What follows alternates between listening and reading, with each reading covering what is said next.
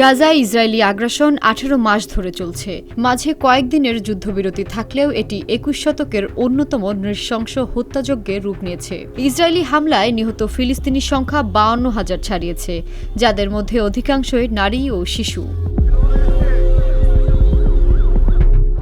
Saudi সংবাদ মাধ্যম আরব news জানিয়েছে, ২৭ এপ্রিল রোববার সন্ধ্যার আগের ২৪ ঘণ্টায় গাজায় হাসপাতালগুলোতে ৫১ জন নিহত ফিলিস্তিনির মরদেহ এসেছে। স্থানীয় স্বাস্থ্য মন্ত্রণালয় এই তথ্য নিশ্চিত করেছে।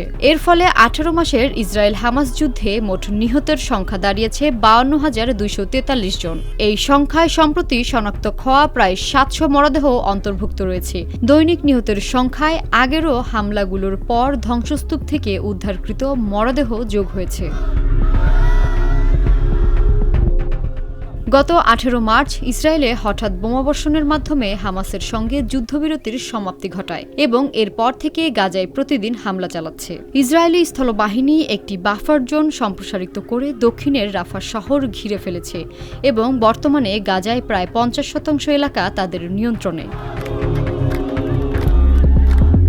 গাজার স্বাস্থ্য মন্ত্রণালয় জানিয়েছে, নিহত ফিলিস্তিনিদের মধ্যে অধিকাংশই নারী ও শিশু। তবে কতজন যোদ্ধা বা বেসামরিক নাগরিক তা উল্লেখ করা হয়নি। মন্ত্রণালয় আরও জানিয়েছে, এই যুদ্ধে ১,১৭,৬০০ জন আহত হয়েছে। গত মাসে ইসরায়েল পুনরায় যুদ্ধ শুরু করার পর থেকে ২,১৫১ জন নিহত এবং ৫,৫৯৮ জন আহত হয়েছে।